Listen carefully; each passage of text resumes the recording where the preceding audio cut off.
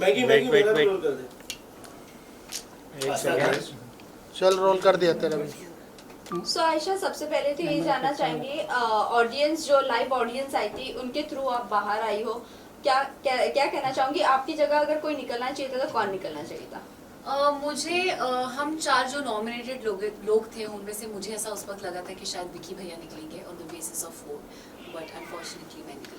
आयशा, आप घर में जाने का आपका मेन मोटिव क्या था? आप क्या मुनावर के बाहर आने का वेट नहीं कर सकती थी? क्या कुछ सोच के आप घर में गई थी? इस चीज़ के बारे में मैं शो पे भी बात कर चुकी हूँ। ये इस बारे में मुनव्वर खुद एक्सेप्ट कर चुके हैं कि अगर ये टॉपिक घर के बाहर हो रहा होता तो इस टॉपिक को इंटरटेन भी नहीं करते हैं। It was not just about his and mind personal life, but it was also about the stand that I wanted to take. मैं चीटिंग को नॉर्मलाइज नहीं करना चाहती। मेरे लिए it's a very big issue and a very big problem जो आज हमारे कम्युनिटी में बहुत फैल चुका है। ईशा, आपने एंट्री तो ली थी धमाकेदार, आपने एंट्री तो ली थी धमाकेदार, लेकिन उसके बाद आपका गेम बहुत स्लो हो गया, फिर अचानक आपको नॉमिनेशन में डाल दिया गया। उसके बाद आपने जो भी बोला मुनावर के लिए, जो भी आपने कहा था कि मैं प्रूफ देकर आई हूँ, बाहर उनका ये चल रहा है वो चल रहा है, तो इतने दिन आप चुप क्यों थी? आपने क्यों नहीं बोला, जबकि इस चीज़ को वीकेंड के बाद पर भी एड्रेस किया गया था? मैंने प्रूफ्स वाली बात डे 1 पे भी बोली थी। जब मैं आर्काइव रूम में आई थी तभी मैंने क्लियर कर दिया था कि आप अगर मेरे अगेंस्ट कुछ भी झूठ बोलते हैं तो मैं बाहर प्रूफ्स देकर आई हूँ और मैं ऐसे ही नहीं आई हूँ। एंड रही बात कि मैं बहुत जोश से आई थी और फिर जो मेरा गेम डल होने की बात है, हाँ मुझे भी इस चीज़ का रिग्रेट है कि शायद अगर मैं उस इमोशनल चीज़ में ना बही होती तो मैं एज अ कंटेस्टेंट बेटर कर पाती, बट ठीक है, देर आए दुरुस्त आए। एंड रही बात, मैं नॉमिनेशन की वजह से मैंने चीज़ें नहीं बोली थी। जो रीज़न यूज़ हुआ था नॉमिनेशन में, दैट इज़ व्हाट हर्टेड मी कि आप अगर मुझसे कह रहे हैं कि पर्सनल चीज़ों को असाइड रख के गेम पे फोकस करते हैं एंड आप ही गेम के लिए मुझे एक पर्सनल रीज़न दे के नॉमिनेट करें। अगर वो मुझे नॉमिनेट नहीं करते तो भी मैं नॉमिनेट होने वाली थी। पूरा घर का हाथ था ही मेरे नॉमिनेशन के पीछे। So it was not because of nomination, it was because of the reason. बहुत सारे आपको और मुनव्वर को लेकर, ब्रेकअप को लेकर या नाजिला के साथ जो भी रिलेशनशिप है उसको लेकर बहुत ज्यादा बातें हो रही है, जबकि मीडिया में ये चीजें पता नहीं थी। आपने नाजिला के एक पोस्ट पे कमेंट किया था, उसके बाद आप खुद ही पॉडकास्ट पर आकर अपनी फ्रेंड के आपने खुद ने बोला तब तक कि मीडिया में ये बात आई भी नहीं थी। फिर आपने ये क्यों कहा कि बहुत सारी बातें हो रही है हमारे ब्रेकअप और रिलेशनशिप को लेकर?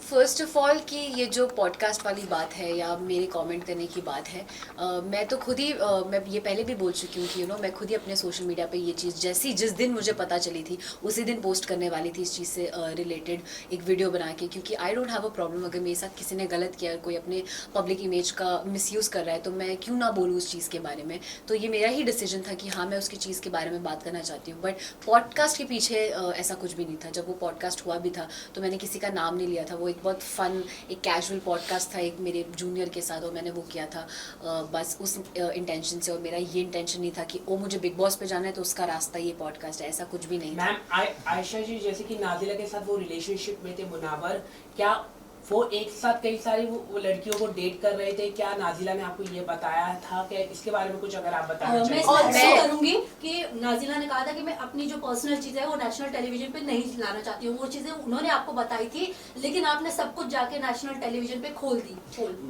जी नहीं, मैं फर्स्ट ऑफ ऑल इस टॉपिक पे ज़्यादा एग्जैजरेट नहीं करना चाहती, बट आई वोंट से सिर्फ उनसे रिलेटेड बहुत सारी जो इस सिचुएशन से रिलेटेड चीज़ें थी उसमें मुझे ऐसा फील होता है कि वो हीट ऑफ द मोमेंट में आप चीज़ें बोल देते हो। मैं शायद कुछ चीज़ें ना बोलती तो मैं खुद भी आज एक बेटर पोजीशन पे होती। बट मुझे रिग्रेट है बहुत चीज़ें बोलने का, बट मुझे पता है कि मैंने सच बोला है, झूठ नहीं। So that is something I am very proud of. Ayesha, ये सोसाइटी ऐसी है कि लड़कियों को ज़्यादा इज्जत नहीं दी जाती है। इनफैक्ट आज भी अगर लड़कियां किसी को एक्सपोज करती तो इज्जत नहीं दी जाती है।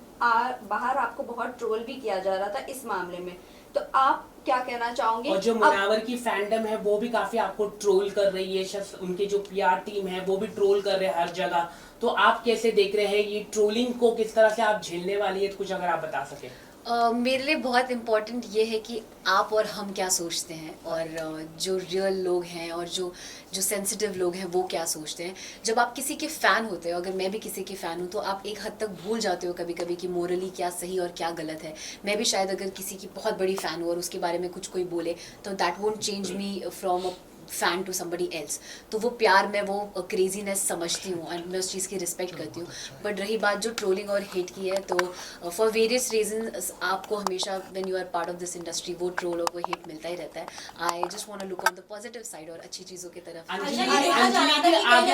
अंजलि अरोड़ा ने भी आगे आके बोला है कि इस तरह के स्टेटमेंट दिया है कि जिस तरह से आपने कहा कि लव गेम म्यूजिक वीडियो, उसी तरह से उन्होंने भी यही कहा है, स्टेटमेंट दिया है कि लड़कियों को इस तरह का फंसाते हैं मुनावा फारूकी. तो आप क्या कैसे देखते हैं? कई सारी महिला है जो आगे आके उनको बोलना चाहिए जिस तरह से आपने बोला है.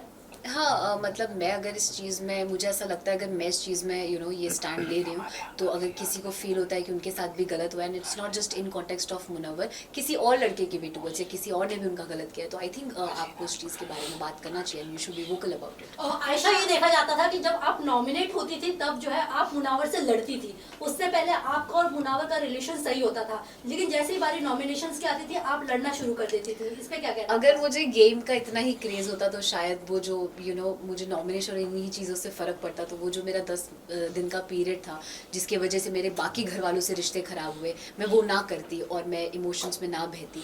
बट मेरे लिए उस वक्त वो ज़्यादा ज़रूरी था कि मैं क्या फ़ील कर रही हूँ और क्या नहीं, रादर देन मैं नॉमिनेट हो रही हूँ या नहीं, या मैं क्या कर रही हूँ, गेम में कैसे जा रही हूँ वगैरह वगैरह. आयशा, क्या ये प्लान था? बिकॉज आपके और मुनावर के बीच में हमने कई सारी कन्वर्सेशन सुनी है कि आप परफेक्ट बिग बॉस मटीरियल हो, तो क्या यही सब सोचकर आपने बिग बॉस के घर में एंट्री ली थी?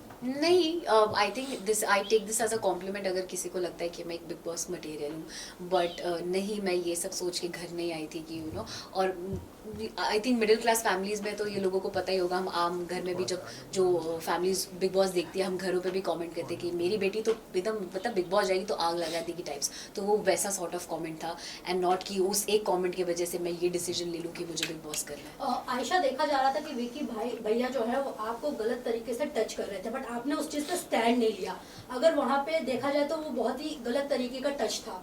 बिल्कुल भी नहीं. और आई थिंक जैसा आप सब देख चुके हैं कि मैं बहुत वोकल हूँ मेरे साथ जो सही होता है और सही जो गलत होता है उसको लेकर.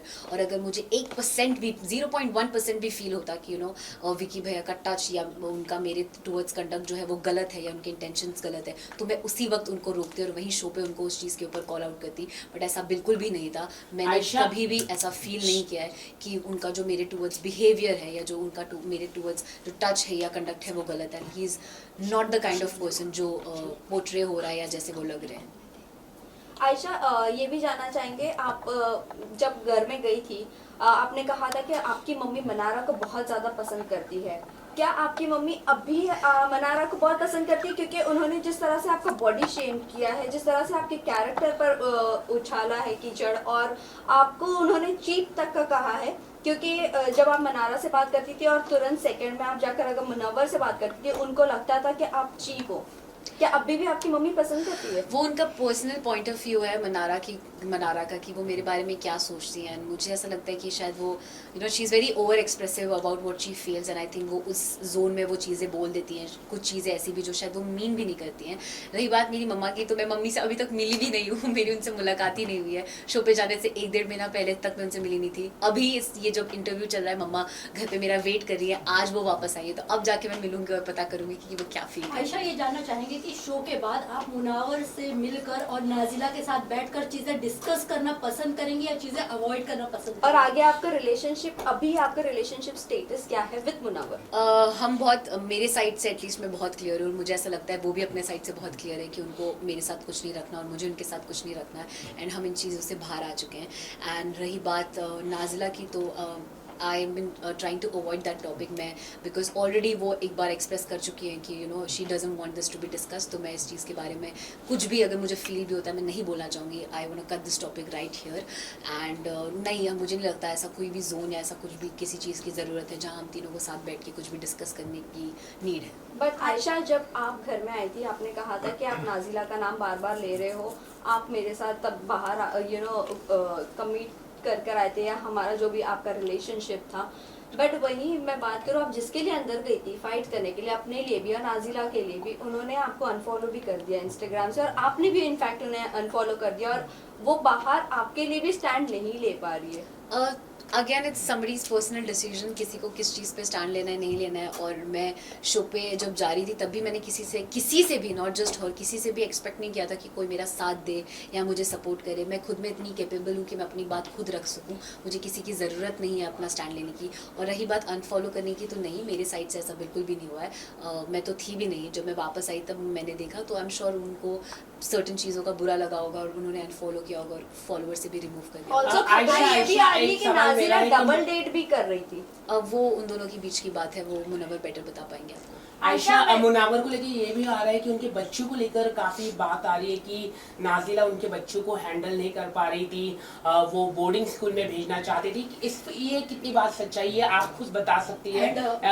और दूसरी बात, एंड ये भी है कि आपने ये कहा था कि हाँ मैं उनके बच्चे के साथ उनको एक्सेप्ट करने के लिए तैयार हूँ, इस बात में कितनी सच्चाई है? पहला जो आपका सवाल था उस पर अगेन आई फील ये मुनव्वर के साइड से कही हुई बात है, तो उसका जस्टिफिकेशन वो ज़्यादा बेटर दे पाएंगे कि what is actually the truth. And जो सेकंड सवाल आपका है कि मैंने क्या एक्सेप्ट किया था, मैंने कुछ एक्सेप्टेंस या ऐसी चीज़ नहीं थी, बट मेरे साइड से आई नॉट जस्ट हिम, अगर कोई और भी होता तो मुझे I will never have a problem with somebody having a kid, या किसी का कुछ ऐसी चीज़ है या जो हर किसी की लाइफ में कुछ ना कुछ गलतियाँ होती है या कुछ ना कुछ हिस्ट्री होती है, तो उससे मुझे अफेक्ट नहीं करता। अगर मुझे कोई इंसान पसंद है तो मुझे वो इंसान उसकी पर्सनालिटी के लिए पसंद है, उनके जुड़े लोगों से या उनसे जुड़ी चीज़ों से अफेक्ट नहीं करेगा। क्या आपने एक सबसे बड़ी बात की थी कि मुनावर ने शादी का रिश्ता भेजा था, तो कौन वो महिला है, उसके बारे में थोड़ा कुछ दर्शकों को आप बता दें। क्या वो फिल्म इंडस्ट्री से है या फिल्म इंडस्ट्री से नहीं, क्या वो इन्फ्लुएंसर भी है, क्या वो अंजलि अरोरा है, कौन है, कुछ अगर आप बता आपने ये भी कहा था कि उन्होंने कहीं ना कहीं आपको भी इशारा दिया था शादी के लिए। हाँ, और वो चीज़ उन्होंने शो पे भी एक्सेप्ट की है कि शो से पहले भी और शो पे भी रहते हुए भी उन्होंने मुझसे वो शादी वाली बात की थी। एंड रही बात वो नाम लेने की, अगर मुझे लेना होता तो मैं शो पे ही ले लेती, but I don't want to disclose anybody else's name. एक सवाल मैं ये भी पूछना चाहूँगा कि क्या मुनावा फारूकी जिस तरह से महिलाओं के साथ उनके इतने सारे रिलेशनशिप आ रहे, क्योंकि अंजलि ने भी इस तरह का कहा कि कई सारी महिलाएं, तो डू यू थिंक ये एक अच्छा मैसेज जाएगा देश में कि अगर वो बिग बॉस की ट्रॉफी जीत पाते हैं या नहीं? आपको क्या लगता है एज ए विमेन, आप क्या सोचते हैं? क्योंकि जब आप बाहर निकले तो वो काफी रिलैक्स फील हो गए और उनकी गेम भी अभी दिखने लग गई है, तो आप क्या कहना चाहेंगे इसको लेके? डेफिनेटली मतलब मैं उन्हें एज अ विनर नहीं देखती हूँ। आई फील वो एक रियलिटी शो है, रियलिटी का शो का मतलब ही होता है कि आपकी पर्सनालिटी कितनी रियल है और आप कितने रियल आते हैं वो पता चले। एंड आप सब देख चुके हैं कि कैसे उन्होंने चीज़ों पे फ्लिप ही किया है पूरे शो में। सो आई बिलीव कि वो अपनी चीज़ों को सीखें और समझें जो भी चीज़ें हुई है उससे, but I don't see him as a winner. And yes, I also feel कि अगर he becomes a winner it won't be a very good message to the Ayesha, torture task के बाद आप लोगों ने, आपने, ईशा ने, अंकिता, ये सब लोगों ने मनारा को बहुत कुछ बोला, और जिस पर वो डांस बार वाली बात हुई थी तब मनारा ने उनके फेवर में ये कहा कि हाँ वो डांस करके एटलीस्ट पैसे तो कमा लेती। आपने जो उसके बाद जो कमेंट किया, क्या आपको लगता है वो कमेंट सही था आपका? एंड टॉप वाला चीज जो दिखाना वो सही था? ओके, दोनों चीज़ मैं आपको क्लियर कर देती हूँ। पहला, मैंने, आप जैसा कह रहे हैं कि मैं, ईशा और अंकिता जी ने उसको बोला, तो अगर आप वो पूरी वीडियो देखेंगे तो मैंने कोई कमेंट मनारा पे नहीं किया था। कुछ बातें मैंने सुनी थी और ये डांसर वाली बात तो मैंने उस वक्त सुनी भी नहीं थी, क्योंकि दोनों तरफ से इतना, आप जब वहाँ रहेंगे तो आपको पता चलेगा कि शोर होता है कि आधी बातें समझ में भी नहीं आती है। बट मैंने वो गारमेंट वाली बात सुनी थी एंड एक दो चीज़ें सुनी थी जिसपे मैंने रात में ईशा को, जब हम सो रहे थे तब मैंने उसको बोला भी था कि वो आपने एपिसोड में नहीं देखा होगा, बट अगर आप लाइव फीड चेक करेंगे तो आप देख सकते हैं, जहाँ मैंने ईशा को बोला था कि आप ऐसी बात प्लीज़ मत करिए, it's not good for you also and do not speak about this things. जहाँ वो शर्ट वाली बात है, वहाँ पे एक और बार मनारा को ही बोला जा रहा था कि जब वो मुनव्वर को वो मसालों के लिए प्रोटेक्ट कर रही थी तो वो उनके पास बैठी हुई थी, तो सब उनको चीप बोल रहे थे या वगैरह चीज़ें बोल रहे थे। तब भी मैंने बोला था कि आप ऐसे प्लीज़ किसी को, लड़की को चीप मत बोलिए, she is just protecting him as a teammate. So वहाँ पे भी मैंने स्टैंड लिया था।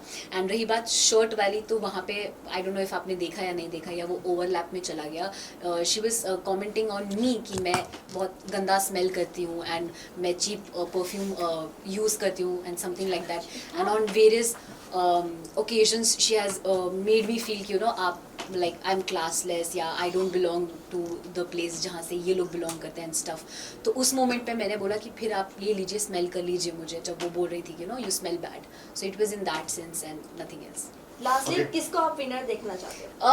अभिषेक या अंकिता जी दोनों में से जो भी जीत जाए, दोनों ही मेरे दिल के बहुत करीब है। I will be very happy. Ayesha, एक आखिरी सवाल आपसे पूछना चाहूंगा, जब सलमान खान ने आपको काफी बैश किया और आपको चक्कर काफी आया, क्या क्योंकि सोशल मीडिया में वो वीडियो दिखाई दे रहा था कि आपने खुद को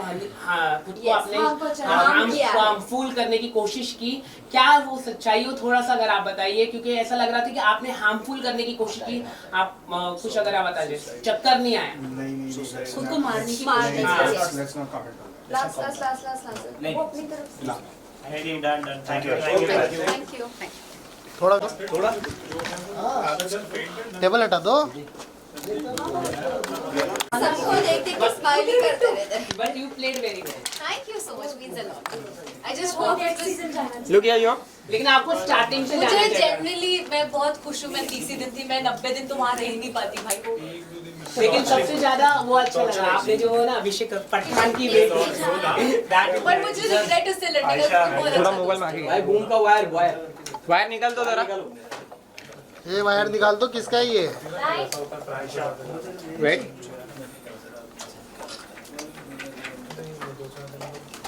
ये बूम हटा दो ना। This side Wait, wait. also. Look here. Yeah. Wait.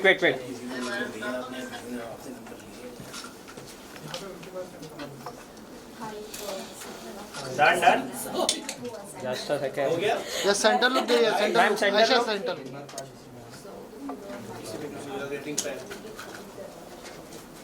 चलो guys, done. Thank you. Thank you. Thank you so much.